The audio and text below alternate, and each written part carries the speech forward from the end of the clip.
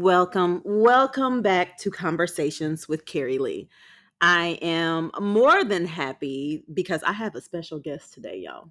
Listen, she is a just a wonderful staple, important person in my life. My bestie of besties. She is my truth teller. She gets me straight. She gets me together, and she is my Stister. Yes, you heard Stister because that's what we call each other. But ladies and gentlemen, I got Kimberly Winslow on the line.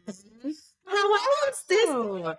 I am wonderful. Thank you. How are you, dear Joy? I love it when she calls me that. It brings me a lot of joy. I am wonderful, and I'm particularly excited because we are talking about singleness and married. I was so excited to have you on in particular because I feel like I've learned so much from you when I was single, and even especially now that I'm married. But I've been talking to the peeps about there were times that I feel like married people gave really callous or thoughtless advice. I felt like you always kept it very real with me. How about you tell us a little background? Tell us how long you've been married, how you met your husband, and some of those details. So that way the folks know why you're a valid resource. Okay, I got you.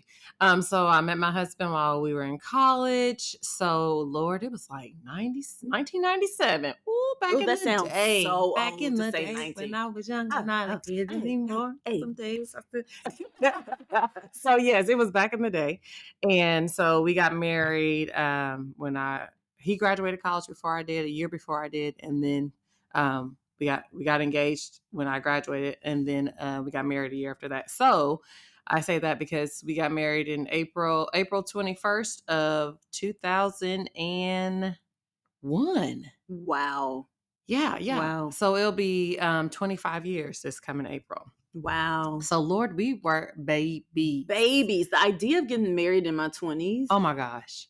I wouldn't have made it. But back then it was like, it's just what you did. Yeah. But oh my gosh, to think of our daughter, she's 23, like her getting married right out of college. Oh, I would have been like, I need you to get your mind right first. Yes. You know what I'm saying? So yeah. 25, almost 25 years yes, in the Lord. game. Okay, so yes, there's some solidity there. There's is that a word? What'd you say? Solidity? Yeah. Solidarity? No, validity. Validity. Yeah. Yeah, because I was like, no, it spelled like solidarity. Yeah. But it ain't. Oh, yeah. You know what? That's all right. I like to say it's early, but it's not. So that's what we're not going to do. That's what we're not going to do. Anyway, but yes, there's a lot of validity in 25 years. You've experienced a lot, especially getting married that young. Yeah. And I think growing up, especially being in church, it felt like everybody got married young. Yeah. And your girls in the 40s got married in my 40s. So very different experience between the both of us. But again, I felt like you were always very honest about what it was like. And I look back now because I'm like, at 25, I remember I thought I was ready to be married. No. And I just realized I didn't know myself and how hard it is to try to get to know yourself along with trying to become one with someone else. Yes. So talk about that a little bit. Like, what was that process like for you? I mean, really, I look back at that and I'm like, gosh, I was so young and so inexperienced and so not knowing, unaware, I would say. And so, yeah, I was becoming a woman. I was a mom and I was a wife, you know? And so it's like, I'm thinking, we got pregnant with Riley like a couple of months after we got married.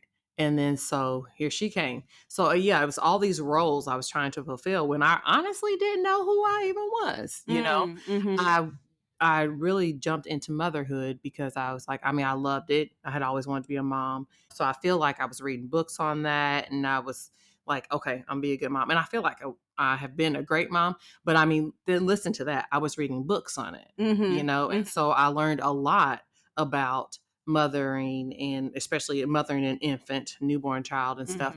And so, but with marriage, I didn't read no books on that. I mean, we did go to premarital counseling, but even then it was like, oh, honey, we'll never have those issues. I love you so much. I don't know where they get these little things from in these books. We don't have that problem, babe. We don't need that. You know, so we completed it, but I didn't study anything or do my research and learn how to be a wife. Yes. And what that really means biblically, and then how Yes. that translates in reality. Yes, Yes, exactly. absolutely.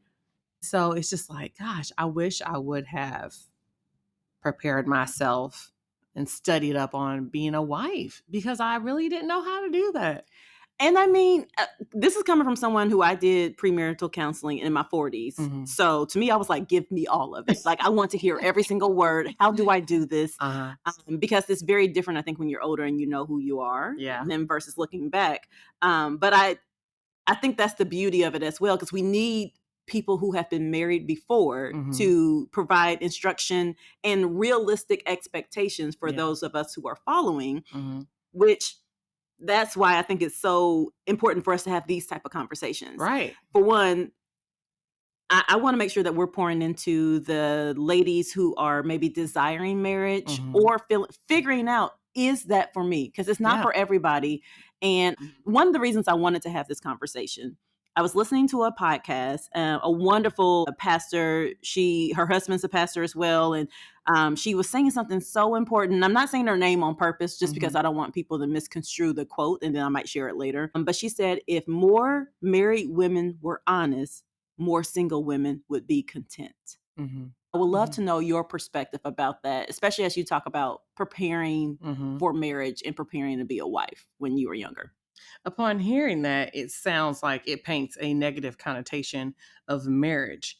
And it's like, if y'all knew, y'all'd be happy. Y'all sitting over there single, you know? And see, I feel like that perspective, I felt like a lot of people used to give me that perspective when I was single and maybe having a tough moment in the single season. Because y'all, my single season, as I've talked about, if you've listened to previous episodes, wasn't long. Mhm. It was abnormally long.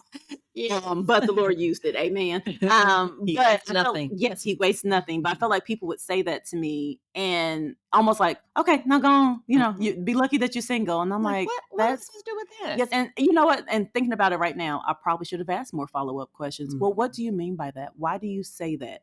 So you said your original perspective was like, oh, that sounds negative. Mhm. But tell me more. Because it almost sounds like, oh, like you're saying marriage is hard, or which it is, I would It has say. hard It has moments. some hard moments. It takes hard work. Mm-hmm. It takes a lot of, like you said, dying to self, and we'll talk about that in a little bit. But when I first hear that, it's almost like, you be happy that you're over there and you're single, and so it's like, oh, well, what's wrong with being married?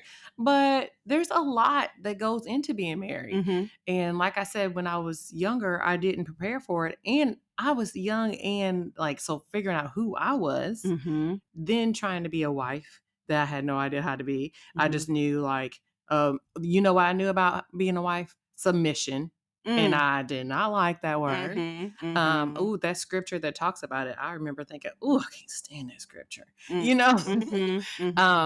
So I knew of that. And then, like, being a mom, all that at the same time, it was just like, whoa, I was not prepared at all. Yes. Okay, well, we're going to prepare the ladies. That's Yes, what and we're going to do. And it's so needed, because I remember actually on the day of my wedding, somebody told me that being married was like a ball and chain, or it was terrible. It was a terrible Right. Who perspective that scared somebody you? gave me the day of my wedding. I was thinking, what in the world? I think I know who that probably was. Yeah. So anywho, yes. And I thought, well, no, what? They just bitter. They don't know.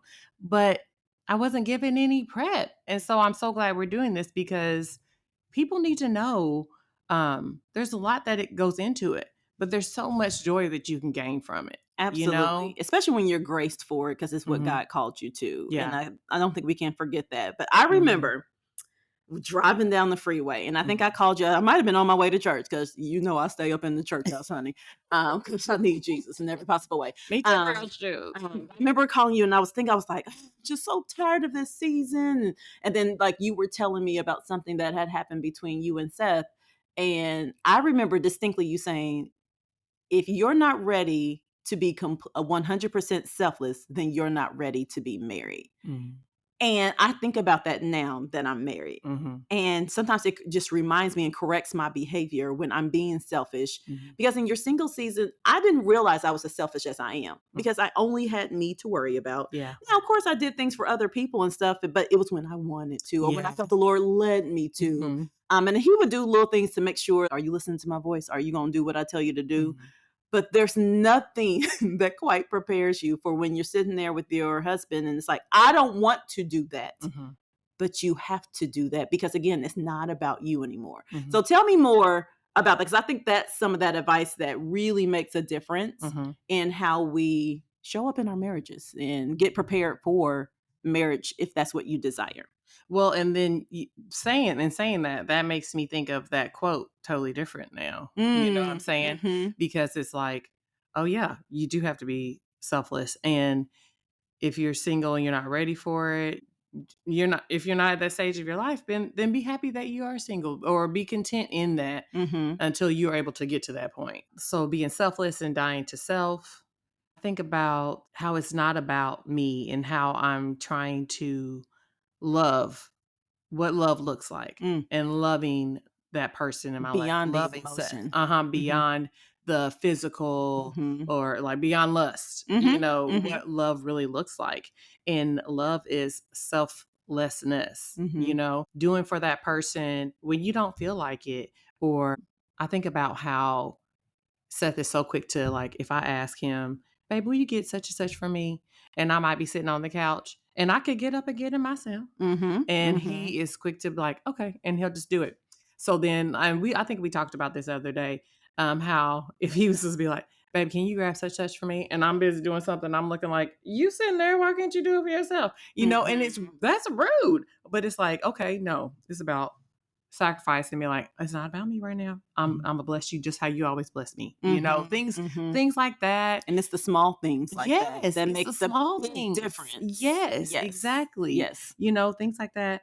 I think about one that I feel like you have demonstrated so well is just being able to reflect and say like, okay, even if I wasn't wrong in that, I'm still going to move forward. I'm going to apologize or I'm going to show you an action that shows that like no matter how I'm feeling maybe inside, I'm going to show up. I'm going to, like you said, do the special thing. Yeah. Or I'm still going to cook you dinner. I'm still going to go with you to this event or whatever it might be, which when you're single, you're like, you may be mad, I ain't going nowhere. Yeah. And for whomever, you just have that choice because you don't have to die to self. And then when we say die to self, we're also saying you don't have to die to that emotion of being upset, anger, whatever, annoyance, frustration. And in marriage, you die to that emotion doesn't drive you. And it shouldn't in any time, but especially in marriage, it doesn't drive you because you still have to like, nope, I'm going to do what the Lord would have me to do during this time versus respond to my emotions like maybe I would have in my single season or even just sometimes I can, in your single season, you can sit back and process, you can journal, you can do whatever. It's like, okay, you're not sitting in the midst of the person or the thing who made you upset. Right. And in marriage, it's like, no, I got to get into the bed with the person that ticked me off, quite honestly. Yeah. Yes. And now, let me tell you, when I told you that, it was probably years after. I have learned because growing up, as we grew up together, Seth and I grew up together because we're so young.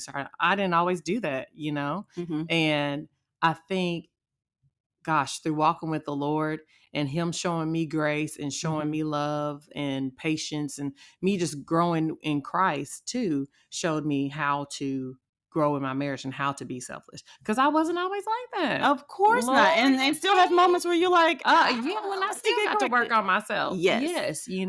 So I really think that it's totally a growth process. Dying to self is totally a growth process, but it's totally worth it.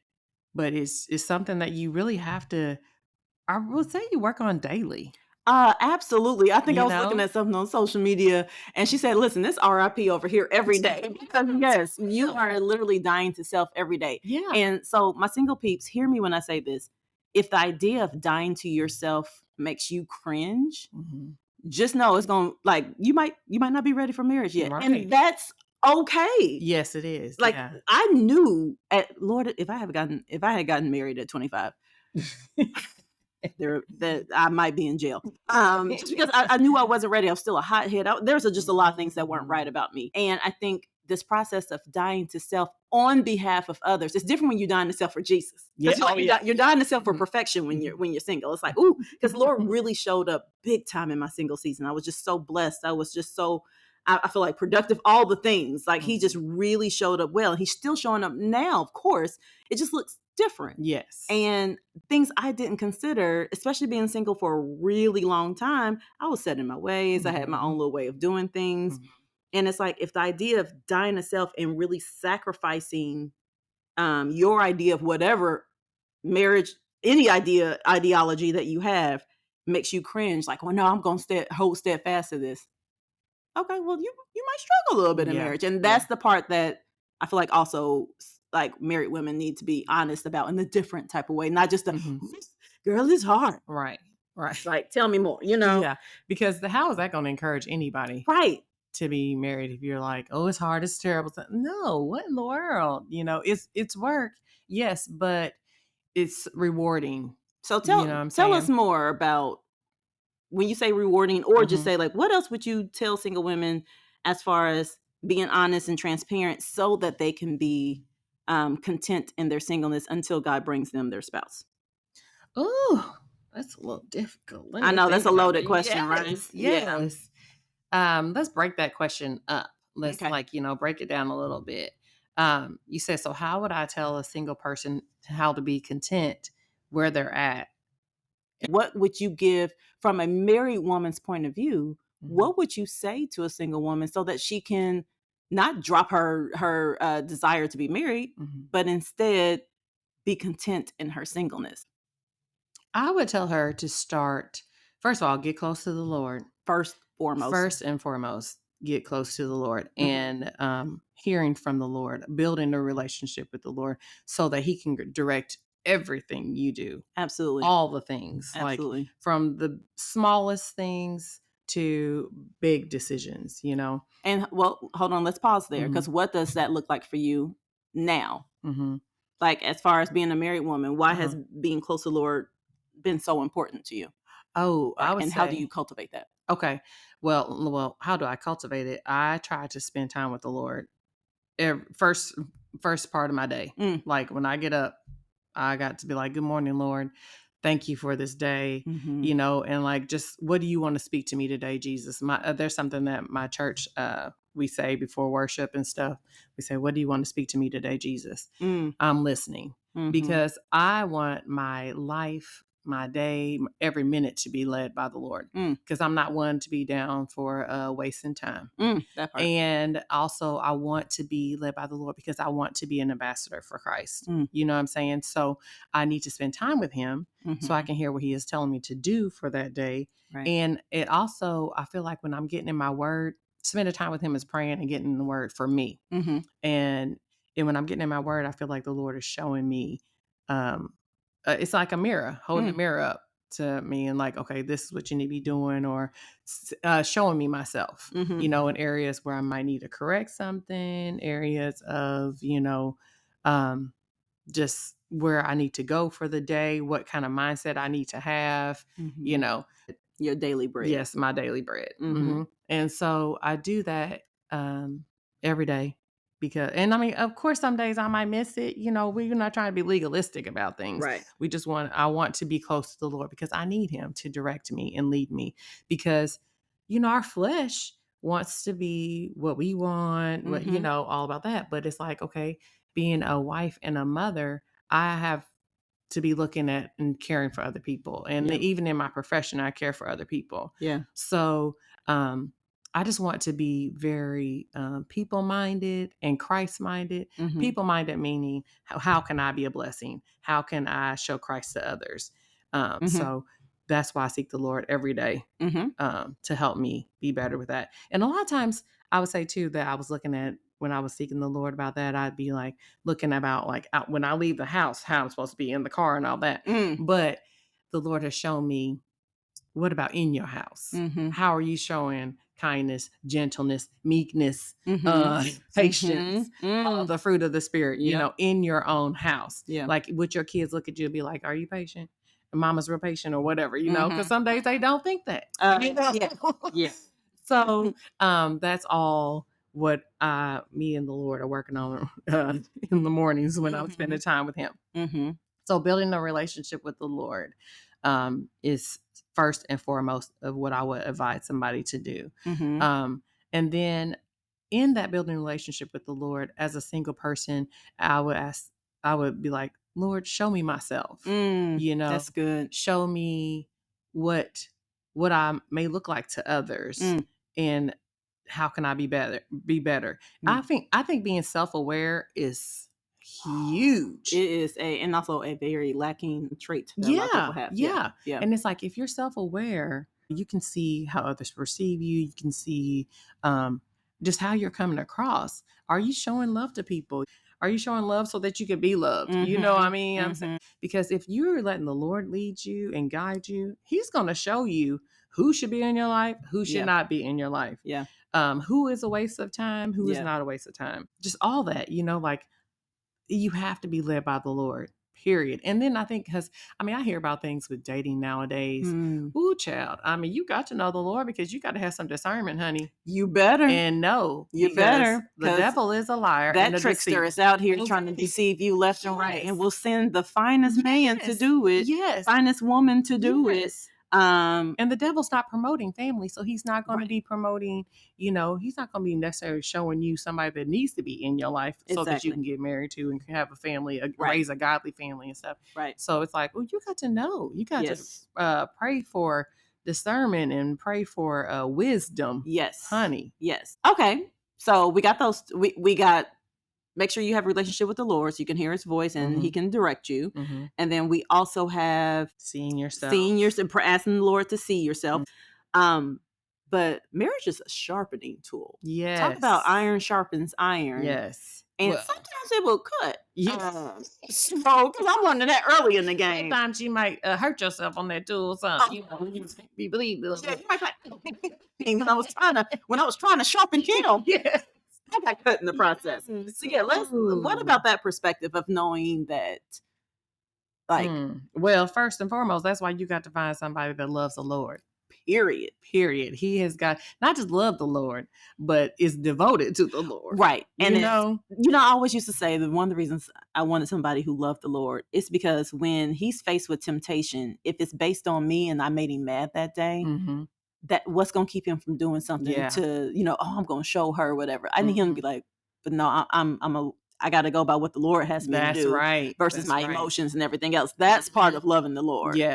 Absolutely. Like, first find somebody that loves the Lord. Like, the Lord is the head of his life. So it's the Lord, then you, then your children, you know, when you need somebody that believes that, because, ooh, honey, if you don't have that, first of all, how are you sharpening each other? He is submitted to Christ. He's following Christ. So you can be like, okay, I'm going to follow you. You're going to be the head of our home because you're showing me that you follow the Lord. Right. So I think when we think about that quote, if more married women were honest, then more single women would be content. It's saying that, like, enjoy the time where it's all about you and learn what that means. And then start preparing yourself to understand what it means to be a wife, for one, to truly love somebody else. And you might be thinking, well, I've loved my mama or my daddy through hard times. I love my sister, my brother through hard times. Magnify that times like 100 when it comes to like somebody in your household. And if you were anything like me, you've never lived with anybody else, and then you get married and it's like, oh, having somebody else in your space hits different. And understand even with that, like, okay, well, how do I process that? Lord, help me, show me how to do this. Like, those are the things that I think about when it's like being honest. Not saying that you won't absolutely enjoy it, because there's just certain moments where I'm just like, this is what I want. This is wonderful. I love this man. But those moments aren't all the time. And again, I think we tend to think those moments are overwhelming all the time. Well, when you come home, you guys have both been at work, and Like with my job, I'm talking to people all day long, taking care of people all day long. And then I come home and he wants to talk about work. And this is one of those moments when I don't want to talk to nobody. Right. And I want to go sit somewhere and be quiet.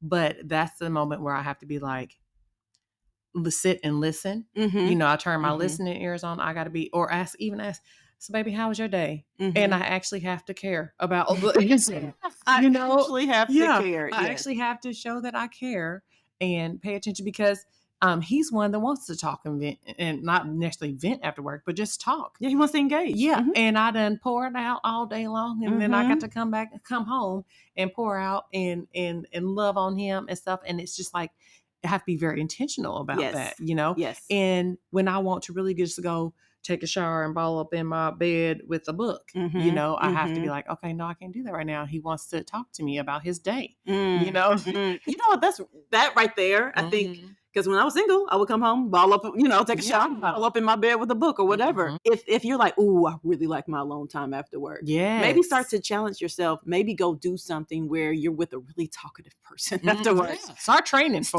Yes, these are that are like, this is practical stuff that you can do to start training your mind and your body. Especially if you're not a talkative person, 9 times out of 10, you're probably gonna get married with a talkative person. That's a very practical thing that can prepare someone for getting ready to be married and be around other people. For my introverts out there, where you recharge alone. Yes. Work on recharging, maybe in the presence of somebody else. Because just because your spouse may not be Mr. or Mrs. Talkative, but sometimes their presence will just annoy you, or their presence can energize you, whatever it is, but work on that. Those are like the practical things that we're talking about. Like maybe change up your routine and go to if you have some nieces and nephews, go be around them after work or something. Just, switch up your routine, because some people get so, is acclimated to a routine that they have trouble switching it up. Yeah. And it bothers them. And it's like, you're going to marry somebody that does not have the same routine as you. Yes, which let's make some things clear about that. When we talk about iron sharpens iron and like how, different personalities, I rarely see a couple where they both have the same personality. Right. So I need you to understand something about the Lord will bring you somebody that's completely opposite of you. Oh, yes, Lord. And it'll be wonderful during your dating time. And then sometimes though, during marriage, it can really be something that like gets on your nerves or irks you. And then you'll see the wonderful parts of it later on. But either way it goes, be prepared for that. Yeah. Because it's cute when you're dating. Oh, he's cute. the quiet one. Yeah. And I'll be chatting with people. Or, just opposites. Like he likes this out, but I like this. Yeah. And but what? I love him so much. It's okay. Yeah. But then when you get married, you're like, why is he doing that or whatever? But it's like a lot of things I have found, Seth and I are opposites in a lot of ways, but we also have a lot of similarities. I would say, your values. Yes, our values. Yes. And that is huge. But we have a lot of opposite things. And it's like, but I've learned that there are things that I need to grow in and there's things that he needs to grow in that I do. I might be more, like forceful about things or getting things done, more decisive about things. He might be like, no, take it slow. And it's benefited us in our marriage a lot of times, because like even with like buying houses and stuff, I might be like, oh, I like that one, baby. But he'll be like, no, babe, that doesn't have this or that, or doesn't this. And it helps me slow down and think through things and not be so quick to make a decision. Right. His I would say his slowness to make a decision. His thoughtfulness. Yes, his thoughtfulness has benefited us greatly. Like in the house that we're in now, I was wanting something else, and then he saw this one, and he caused me to slow down, not try to push him to buy the other one. Right. And we end up with the one we have now, which is totally what God wanted for us. Absolutely. Yes. Absolutely. And so it's just a lot of situations like that come up, like in buying a car and like just big purchases and stuff. I'm real quick to be like, well, I like that. Let's just do that. And try to rush to make a decision. He is slower and thoughtful about it, and it works. But like I'm saying, there's just so many things that we sharpen each other with, we help each other with, and balance each other out. And it's like, so those opposites, They really do. Yeah, it's a blessing. Yeah, it ends It up being a really blessing. is. It really is. Sometimes you might not see it like that in the moment. Yeah. But that's when you also need to self-reflect and think about like, okay, what am I doing? Maybe why am I feeling discontent? Why am I mad? Right. What is going on in me? Right. And the Lord will show you. He You need sure to settle, will. or this is what not settle. You need to settle down, meaning get your mind right. Calm down. Calm all that down. Chill Yeah. out. Yes. And seek the Lord for wisdom. Yes. And things like that. So and sometimes the wisdom might be listen to your husband. Yes. Woo! Yes. Mm-hmm.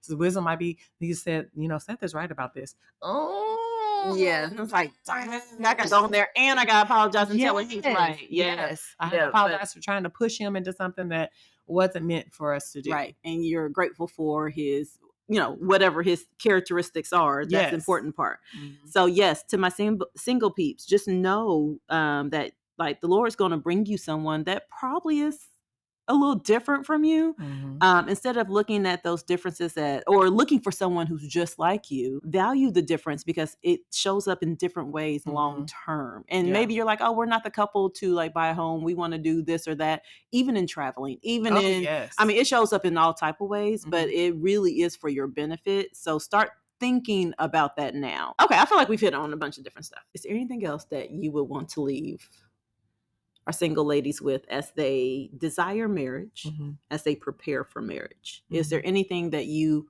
want to make sure that they know? Okay, so the first thing I said was seek the Lord. Yep. I would say also, I think this is something that you had that is so valuable that I did not have.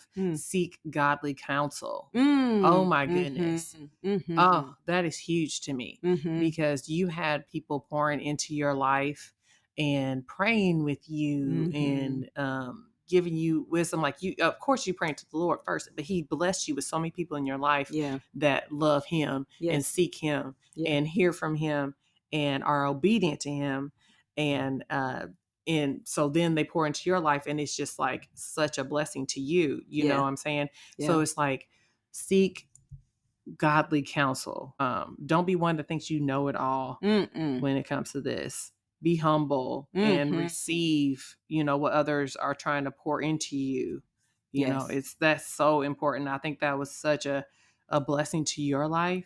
And 100. I'm like, Lord, I wish I had that, at that age, or had that before I got married. Yes, that's actually a wonderful point because I have, and not just like the godly counsel that's just going to tell you about scriptures, but people who will correct you and do it in such a loving way.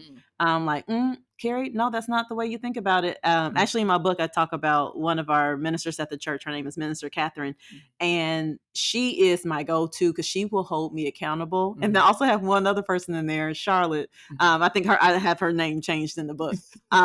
But Charlotte will listen. She will gather me all the way up. But yes, that has actually been such a key point. I'm so glad you brought that up because it's correction. And I use that correction even now, but in my single season, it was so important. And it wasn't the stuff like, well, you shouldn't be doing that with that man. It wasn't that kind of stuff. Like they were guiding me in just like godly principles, thinking, like all biblically based. It really helped me think about marriage and even my single season in the best way possible, and a very realistic view of what I was getting into with marriage. Like it was just very safe. And again, it was conversations like this, which is why I want to make sure that you kind of came on here and had a voice. And I just want to say thank you to all who are listening in. I hope that there was something you were able to grab today from Stister. She can be your sister too, but something that you were able to take away, like, oh, I hadn't considered that. Or maybe it just confirms what the Lord was already telling you about what He's doing in your single season to help prepare you, or just to have you think differently about the season. We want to always keep it, real, honest, relatable on our podcast, and make sure that we're just pouring into the next generation. Would love to hear from you. If you have any questions, feel free to shoot me a message or leave a comment. I hope you subscribe, share this podcast episode with others who are maybe struggling in their single season or just needing a different perspective. And Stister, I appreciate you for joining. Oh, thank you for having me. I appreciate you even thinking of me like that. Absolutely. Absolutely. So y'all be safe. Okay. Until next time.